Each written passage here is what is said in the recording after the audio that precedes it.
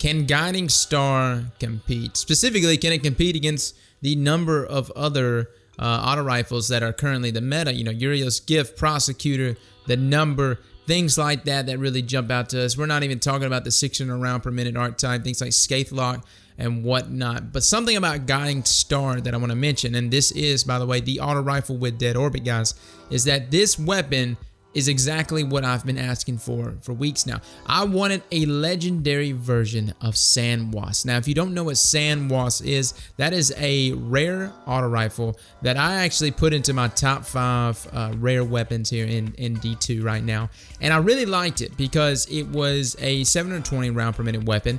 It was very fast, had decent handling, and it also had high caliber rounds. So you had this flinch factor that was being thrown in there that was extremely nice. Now we have Guiding Star, which is essentially a Sand Wasp in the kinetic slot, as well as it being a legendary version.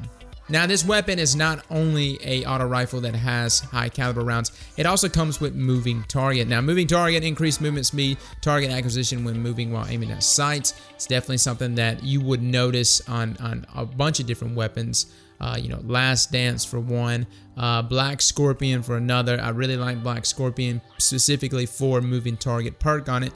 And some other people have definitely just speculated the amount of aim assist and the amount of snagging capabilities that this trait actually allows your weapon to get. But of course, high caliber rounds is where it really shines with this gun. Having the potential to flinch people, knock them back, man, it does a world of wonders. Now, let me talk about these sights, because I wanted to try something else outside of the Model 8 red sight. Now, this sight above it, which is the IS-2 Classic, is a short zoom sight. It definitely increases handling. I like it. I want to use it more. But in terms of consistency, in terms of really making sure that this auto rifle is going to perform well for you, especially in the mid-range area, you just have to go with the Model 8 red sight, guys. By far the better perk. Of course, guys, the Intrinsic rapid fire frame, that is just deeper ammo reserve, slightly faster reload when the mag is empty.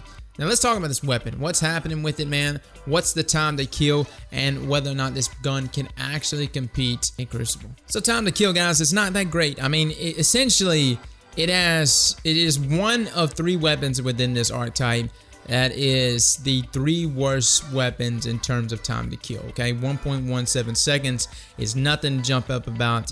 Just for reference, it's like 1.08 seconds for something like a Prosecutor, and like 1.10 for something like Scathe. And so it's like something like that makes you realize that this gun does have a disadvantage just from a number standpoint. Let me tell you the number 1 reason why I'm hanging on to this gun, and I know it's going to happen. We're going to be approaching a new season soon. Now, I don't know what's going to happen in this season in terms of sandbox updates. What I believe, though, is that these higher rate of fire autos will have a moment to shine at some point in the future. And essentially, you're going to have a weapon. You're going to have the same situation that we had before in Destiny 1, where all of a sudden you've got guns like Doctrine of Passing that is just eating people alive. Soulstealer's Claw, destroying people. What I'm saying is that this high rate of fire weapon is not necessarily the most optimal time to kill auto rifle to compete with, but that is just in the current meta. I look to see this gun really thrive in the future, especially since the perks themselves, you got high caliber rounds, you got moving target, and essentially one kinetic mod was able to keep it stable enough for myself. I don't necessarily see this gun just absolutely dominating in this meta, but I see that if something was to change, even tweaked in the slightest in the future toward this archetype, this 720 round per minute archetype, you would see a huge migration to this gun specifically.